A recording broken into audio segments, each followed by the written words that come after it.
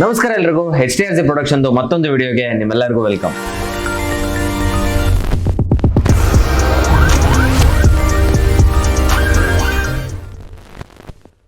ಇವತ್ತಿನ ಈ ವಿಡಿಯೋದಲ್ಲಿ ನಾವು ನೋಡೋದು ಹೆಲ್ಮೆಟ್ಸ್ ಬಗ್ಗೆ. ನಿಮ್ಮೆಲ್ಲರಿಗೂ ಗೊತ್ತಿರುತ್ತೆ ಹೆಲ್ಮೆಟ್ಸ್ ಎಷ್ಟು ಇಂಪಾರ್ಟೆಂಟು ನಮ್ಮ ಸೇಫ್ಟಿಗೋಸ್ಕರ. ಮೋಟರ್ ಸೈಕಲ್ ನೀವು ಓಡಿಸ್ಬೇಕಾದ್ರೆ ತುಂಬಾನೇ ಇಂಪಾರ್ಟೆಂಟ್ ಏನು ಅಂತ ಅಂದರೆ ನಮ್ಮ ಸೇಫ್ಟಿಗೋಸ್ಕರ ನಾವು ಹೆಲ್ಮೆಟ್ನ ಯೂಸ್ ಮಾಡಬೇಕು. ಬಟ್ ಯೂಶಲಿ ಮಾರ್ಕೆಟಲ್ಲಿ 100 ರೂಪೀಸಿಂದನೂ ಹೆಲ್ಮೆಟ್ ಸ್ಟಾರ್ಟ್ ಆಗುತ್ತೆ. ನೀವು ನೋಡ್ತಾ ಇರ್ಬೋದು ರೋಡ್ ಸೈಡಲ್ಲಿ ನಾರ್ಮಲ್ ಕ್ಯಾಪ್ ಹೆಲ್ಮೆಟ್ ಸಮೇತ ಈಗ ನಮ್ಮ ಸ್ಟೇಟಲ್ಲಿ ಎಲ್ಲರೂ ಯೂಸ್ ಮಾಡ್ತಾ ಇದ್ದಾರೆ. ಇದು ಯಾವುದೇ ರೀತಿ ಸೇಫ್ಟಿಯಾಗಿ ಇರಲ್ಲ.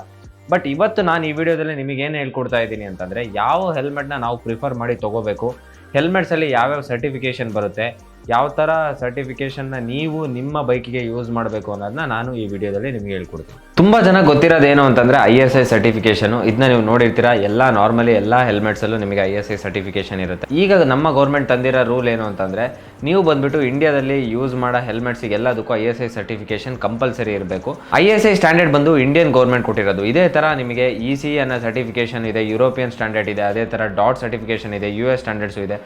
ಇನ್ನೂ ನಿಮಗೆ FIM ಸರ್ಟಿಫಿಕೇಷನ್ ಇದೆಲ್ಲ ರೇಸ್ ಪೆಕ್ಕಿಗೆ ಬರೋಂಥ ಹೆಲ್ಮೆಟ್ಸಲ್ಲಿ ಬರುತ್ತೆ. ನಿಮಗೆ ತುಂಬ ಅರೌಂಡ್ 40-45,000 ಹೆಲ್ಮೆಟ್ಸ್ನ ನೀವು ಬೈ ಮಾಡಬೇಕಾದ್ರೆ ನಿಮಗೆ FIM ಸರ್ಟಿಫಿಕೇಷನು, ಶಾರ್ಕ್ ಸರ್ಟಿಫಿಕೇಷನ್, ಅದೇ ಥರ ಸ್ನೆಲ್ ಸರ್ಟಿಫಿಕೇಷನ್ ಎಲ್ಲ ಬರುತ್ತೆ. ನೀವು ಯೂಶಲಿ ಟ್ರ್ಯಾಕ್ ಎಲ್ಲ ಓಡಿಸ್ಬೇಕಾದ್ರೆ ಸ್ನೆಲ್ ಸರ್ಟಿಫಿಕೇಷನ್ ಮತ್ತು FIM ಸರ್ಟಿಫಿಕೇಷನ್ ಇರೋ ಹೆಲ್ಮೆಟ್ಸ್ನ ಕಂಪಲ್ಸರಿ ಯೂಸ್ ಮಾಡಬೇಕು ಅಂತ ಅಲ್ಲಿದ್ದ ಅಥಾರಿಟಿ ಹೇಳ್ತಾರೆ. ಬಟ್ ನೀವು ರೋಡ್ ಲೀಗಲಲ್ಲಿ ಓಡಿಸ್ಬೇಕಂದ್ರೆ ನಿಮ್ಮ ಸೇಫ್ಟಿಗೋಸ್ಕರ ನಮ್ಮ ರೋಡಲ್ಲಿ ನೀವು ನಮ್ಮ ರೂಲ್ ಪ್ರಕಾರ ನೀವು ISI ಕಂಪಲ್ಸರಿ ಇರೋ ಹೆಲ್ಮೆಟ್ನ ನೀವು ಚೂಸ್ ಮಾಡಲೇಬೇಕು. ಅದ್ರ ಜೊತೆ ಸೇಫ್ಟಿ ವೈಸ್ ನೀವು ನೋಡ್ತೀನಿ ಅನ್ನಂಗಿದ್ರೆ ಡಾಟು EC ಸರ್ಟಿಫಿಕೇಷನ್ ಇರೋ ಹೆಲ್ಮೆಟ್ನ ನೀವು ಯೂಸ್ ಮಾಡಬೇಕು. ಇವಾಗ 22.06 ECE ಸರ್ಟಿಫಿಕೇಷನ್ ಬರ್ತಿದೆ. ಆ್ಯಂಡ್ ಯೂಶಲಿ ECE ಸರ್ಟಿಫಿಕೇಷನ್ನು ಎಲ್ಲ ಬ್ರ್ಯಾಂಡ್ಸಿಗೂ ನಿಮಗೆ ಈಸಿಯಾಗಿ ಕೊಡೋಲ್ಲ. ಇನ್ ಕೇಸ್ ಇಂಡಿಯಾದಲ್ಲಿ ಒಂದು ಮ್ಯಾನುಫ್ಯಾಕ್ಚರ್ ಆಗ್ತಿರೋ ಹೆಲ್ಮೆಟ್ಟು ಕೂಡ ಇಲ್ಲಿಂದ ಅವರು ECE ಸರ್ಟಿಫಿಕೇಷನ್ ಬೋರ್ಡ್ಗೆ ಕಳಿಸ್ಕೊಟ್ಟು ಅಲ್ಲಿ ಕಂಪ್ಲೀಟ್ ಟೆಸ್ಟಿಂಗ್ ಆಗಿ ಅವರು ಸರ್ಟಿಫಿಕೇಷನ್ ಕೊಟ್ಟರೆ ಮಾತ್ರ ನಿಮಗೆ ECE ಸರ್ಟಿಫಿಕೇಷನ್ನು ನಿಮ್ಮ ಹೆಲ್ಮೆಟ್ಸಲ್ಲಿ ಸಿಗುತ್ತೆ.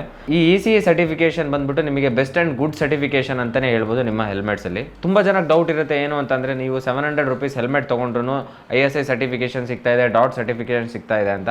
ಬಟ್ ಯೂಶಲಿ ISI ಮತ್ತು ಡಾಟ್ ಸರ್ಟಿಫಿಕೇಷನ್ 700 ರೂಪೀಸ್ ಹೆಲ್ಮೆಟಲ್ಲೂ ಸಿಗುತ್ತೆ. ಬಟ್ 4,000-5,000 ರೂಪೀಸ್ ಹೆಲ್ಮೆಟ್ ತೊಗೊಂಡ್ರು ನಿಮಗೆ ಸಿಗುತ್ತೆ. ಈ ISI ಮತ್ತು ಡಾಟ್ ಸರ್ಟಿಫಿಕೇಷನ್ ಕ್ಲಾರಿಫಿಕೇಷನಿಗೋಸ್ಕರನೇ ನಾನು ನಿಮಗೆ ಇದನ್ನು ಹೇಳ್ಕೊಡ್ತಾ ಇರೋದು. ಏನು ಅಂತಂದರೆ ನೀವು ಯೂಶಲಿ ECE ಸರ್ಟಿಫಿಕೇಷನ್ ಇರೋ ಹೆಲ್ಮೆಟ್ಸ್ನ ಯೂಸ್ ಮಾಡೋದು ತುಂಬಾ ಸೇಫ್ಟಿ ಆಗಿರುತ್ತೆ. ತುಂಬ ಜನಕ್ಕೆ ಈ ವಿಡಿಯೋ ನೋಡಿದ್ಮೇಲೆ ನಾನು ಅಂದ್ಕೊಂಡಂಗೆ ಯಾವ ಹೆಲ್ಮೆಟ್ನ ನೀವು ಚೂಸ್ ಮಾಡಬೇಕು ಅಂತ ಗೊತ್ತಾಗಿರುತ್ತೆ. ಆ್ಯಂಡ್ ನಿಮ್ಮ ಬೈಕ್ಸಿಗೆ ಪ್ರಾಪರಾಗಿ ಯೂಸ್ ಮಾಡೋಂಥ ಹೆಲ್ಮೆಟ್ನ ನೀವು ಚೂಸ್ ಮಾಡಿ. ನಿಮಗೆ ಡ್ಯುಯಲ್ ಸ್ಪೋರ್ಟ್ ಹೆಲ್ಮೆಟು, ಅದೇ ಥರ ನಾರ್ಮಲಿ ರೇಸಿಂಗ್ ಹೆಲ್ಮೆಟು, ಈ ಥರ ಹೆಲ್ಮೆಟ್ಸ್ ಎಲ್ಲ ಬರುತ್ತೆ. ನಿಮ್ಮ ಬೈಕಿಗೆ ನಿಮ್ಮ ನೀಡ್ಫುಲ್ಲಿಗೆ ಯಾವ ಥರ ಪ್ರಿಫರ್ ಮಾಡ್ತೀರಾ, ಯಾವ ಹೆಲ್ಮೆಟ್ನ ಚೂಸ್ ಮಾಡಬೇಕು ನೀವು ಅನ್ನೋದನ್ನ ನೀವು ಪ್ರಾಪರಾಗಿ ಚೂಸ್ ಮಾಡಬೇಕು. ಅದ್ರ ಜೊತೆ ಈ ಸರ್ಟಿಫಿಕೇಷನ್ನ ನೀವು ದಯವಿಟ್ಟು ಚೆಕ್ ಮಾಡಿ ಅದಾದ ಮೇಲೆ ತೊಗೋಬೇಕು. ನಾನು ಹೇಳೋ ಥರ ECE ಸರ್ಟಿಫಿಕೇಷನ್ ಈಸ್ ಬಂದು best one of the good certification ಅಂತಲೇ ಹೇಳ್ಬೋದು. ಸೊ ಗೈಸ್, ಈ ವಿಡಿಯೋ ನಿಮಗೆ ಯೂಸ್ಫುಲ್ ಆಗಿದೆ ಅಂತ ತಿಳ್ಕೊತೀನಿ. ಇದೇ ಥರ ಇನ್ಫಾರ್ಮೇಟಿವ್ ವಿಡಿಯೋ ಜೊತೆ ನಿಮ್ಮ ಮುಂದೆ ಮತ್ತೊಮ್ಮೆ ಬರ್ತೀನಿ. ಈ ವಿಡಿಯೋ ನಿಮಗೆ ಇಷ್ಟ ಆಗಿದ್ರೆ ಲೈಕ್ ಮಾಡಿ, ಕಮೆಂಟ್ ಮಾಡಿ, ಅದೇ ಥರ ಸಬ್ಸ್ಕ್ರೈಬ್ ಕೂಡ ಮಾಡಿ. ಜೊತೆಗೆ ಬೆಲ್ ಐಕಾನ್ನ ಕ್ಲಿಕ್ ಮಾಡೋದು ಮರಿಬೇಡಿ.